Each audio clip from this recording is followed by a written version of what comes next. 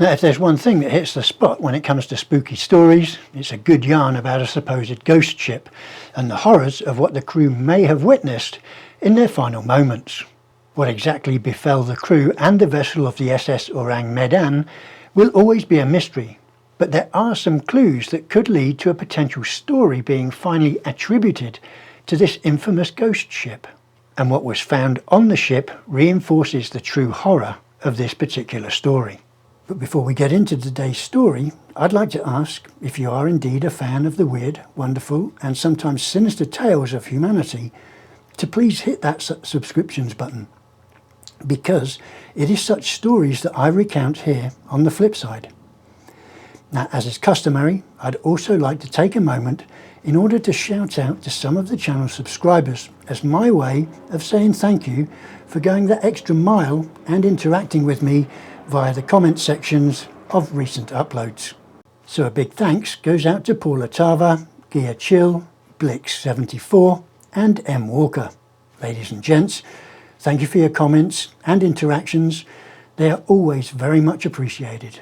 Further, I'd like to also say thanks to Gia Chill, who suggested that I look up the subject for today's story. So cheers for that, Gia, and I trust that you and your significant other will enjoy this video as much as you have the others. So without further ado, this is the story of the ghost ship, the SS Ourang Medan, here on the flip side.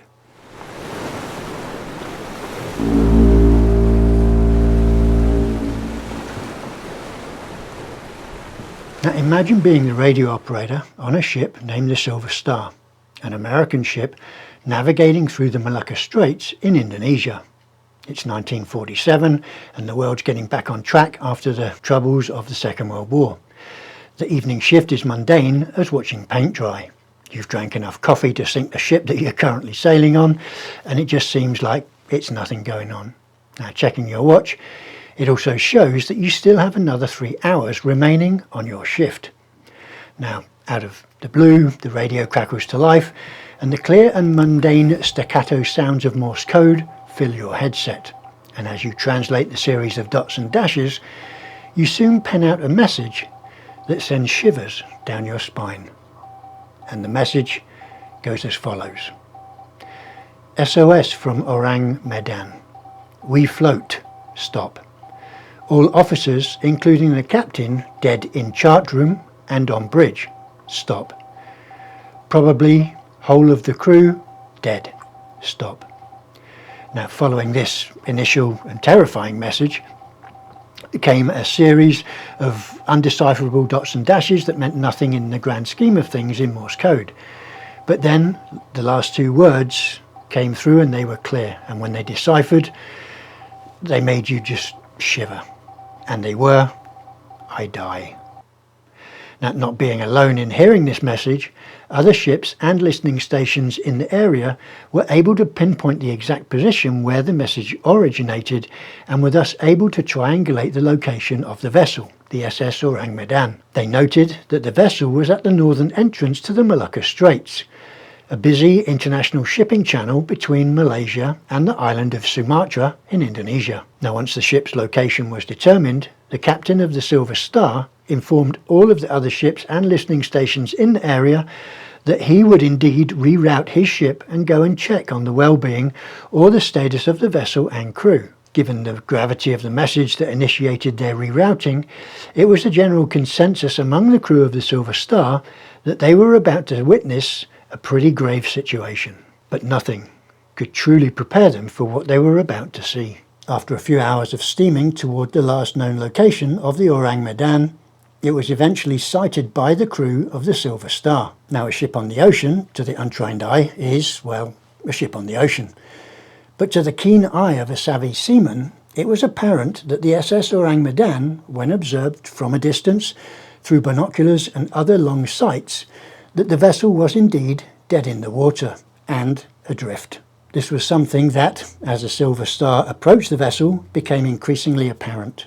It would be normal to assume that if a vessel, any vessel on the high seas for that matter, was experiencing difficulties, that the crew, or at least a few of members of it, would be on the decks trying to snag the attention of a passing ship, either by waving, flags, or just their hands. I mean, after all, this is one of the busiest shipping lanes in the world. But there was nothing. Absolute desertion. The crew of the Silver Star couldn't make anyone out on the bridge, but more ominously, they couldn't see anyone on the decks at all. No movement at all. It didn't bode well, given the message that they and others had just intercepted. Now, drawing closer to the stricken vessel, the captain of the Silver Star, along with the Morse code operators, engaged all forms of telecommunication attempts, hoping for some response to indicate the presence of life aboard the stricken vessel. Numerous mediums were used to contact the captain and crew of the Ourang Medan, spoken and clear messages, but also in Morse code, given that that was the medium used to send the initial distress call. But there was nothing, no response. It was as if they were talking to themselves. Realizing something was indeed terribly wrong with the vessel, the decision to board the ship was taken. The crew members of the Silver Star, who were picked as the boarding party, knew that they were about to step into a situation that could very well require the presence of strong stomachs. But even thinking this way, nobody could have anticipated just how bad a situation they were about to step into. Now, rescuers who boarded the vessel found the stricken ship just as described in the message. The complete crew were indeed dead.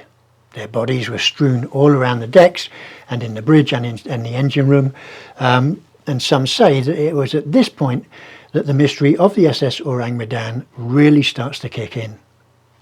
All of the crew members were found to be in the same state, insofar that there was no apparent sign of aggression towards them. It wasn't as if they'd been shot or physically attacked.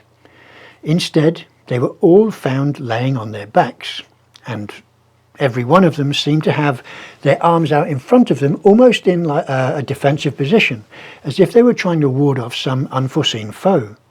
And they all had a look of abject terror on their faces, and this was underlined. They were all looking up towards the sun, but the look on their face was all underlined that they all bore the same kind of grimace. And in their moment of death, it was noted that they had this grotesque kind of look on their face where their lips were all kind of like snarled back and their teeth were bared, almost as if they were snarling. Now, even the ship's dog had died, and it too was frozen in the same ghastly state, almost like in a mid-growl or mid-snarl, as if it was growling at some unknown assailant or indeed some kind of horror. Now, reports from the rescue team go on to suggest that shortly after the ship was boarded, a fire broke out in the bowels of the ship, forcing those who had arrived onto the ship already and witnessed this grisly scene to rapidly evacuate. Unfortunately for them and the rescue party, that they made it off of the ship just in time, because the ship soon exploded with enough force that actually lifted it out of the water, clean out of the water. Once it hit back onto the water, it rapidly sank without a trace. Naturally, this leaves us with not one, but two incredible mysteries to ponder. What caused the mass demise of the SS Ourang Medan's crew? And what caused the subsequent explosion? Now, this infamous story leads to all kinds of dead ends. Most notably, there's no mention of the SS Ourang Medan's registration in Lloyd's Shipping Register, which is seen by many and accepted by most as the de facto global registry of viable and operating shipping vessels around the world. That is, as long as they're operating legally. Now, it has also been said that the ship's registry wasn't found because it was actually registered in Sumatra and not in London. And a clue to that is given that the vessel's name translates to Man from Medan, and Medan is a prominent city in the northern regions of the island of Sumatra. More than that, Professor Theodor Seiserdorfer, a German researcher who has been poring over the fascinating case for around 50 years, discovered an old German publication from 1953, entitled Das Totenschiffen der Südsee, or The Death Ship of the South Seas. This little booklet, courtesy of now deceased scholar Otto Melke, is believed by some to offer evidence that the ship was real, and that these events were, of course, its tragic fate. It offers an intriguing possibility as to the cause of the explosion that sent the Ourang Medan to the depths. Das Totenschiffen der Südsee suggests that potassium cyanide and nitroglycerin were stored in the ship's hold. Now, if so, this could certainly explain the vessel's sudden and accidental destruction, as well as the scarcity of any records connected to the ship and the incident. In the tense international climate at the close of World War II, these were indeed supersensitive materials to be transporting and would spark quite an incident should they be used carelessly. Perhaps the details of the SS Ourang Medan are so difficult to find because somebody wants them to be difficult to find, even all of these years later. As for the unfortunate crew, various possibilities arise. A pirate attack certainly wouldn't be out of the question in this part of the world, but most accounts claim that the bodies were largely unwounded. The circumstances hint towards a release of dangerous gases, another volatile and controversial yet familiar cargo in the international climate. Given the potential manner of their death, there are others who hypothesize that the Ourang Medan may have been involved in smuggling operations of chemical substances such as a combination of potassium cyanide and nitroglycerin, or even wartime stocks of nerve agents. According to these theories, seawater would have entered the ship's hold, reacting with the cargo to release toxic gases, which then caused the crew to succumb to asphyxia and or poisoning. Later, the seawater would have reacted with the nitroglycerin, causing the reported fire and subsequent explosion, leading to the sinking of the vessel. Now, over time, the story of the SS Ourang Medan has been retold numerous times, and every now and again, storytellers will embellish different details, dates, locations, and even the fate of the crew twist and turn with each new telling.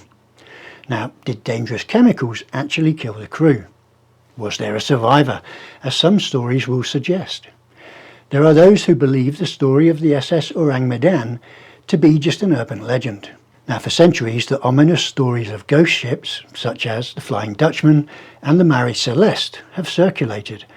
But this story could arguably be even more disturbing than the rest, given the very real discovery of the crew in such a terrified state. Paranormal suggestions have even been raised over the years, such as a UFO landing and attacking the crew of the SS Ourang Medan, ghosts, or indeed pirates, which are actually a thing in that specific area of the world. They could have been raiding the ship, but also has been suggested that a mythical sea creature reared up out of the ocean depths and frightened the sailors to death. And all other theories cannot be proven or debunked. Now, a historian by the name of Roy Baton has conducted the most thorough research on the subject of the SS Ourang Medan and found it extremely difficult to obtain any credible information about the ship's existence. He's been unable to find any mention of the freighter in any shipping ledger or even in the Dictionary of Disasters at Sea from 1824 to 1962. Baton also concluded that because of potential and highly illegal chemicals on board, the United States government may have wanted to erase all records of the ship from ever having existed. And in one of his many reports, he wrote the following: "If we accept, due to the nature of her crew's death, that she was indeed carrying deadly gas or chemicals, and if indeed she was a Dutch vessel, had this news broken, it would have been a major embarrassment for any government involved, especially in the light of the Geneva Convention. And this may account for all of the dead ends experienced by any researcher delving into the case. The story exists because, like the gases in the holds of the ship, it escaped." Now, to this day, no one is really sure what happened to the SS Ourang Medan and her terrified crew. It still remains one of the most baffling mysteries ever to be told. Could it be real or simply a figment of a very imaginative mind, born from many hours sitting on ocean swells during international sailings? I guess we may never really know for sure. So there you have it, folks, all that is known so far about the mysterious case of the SS Ourang Medan.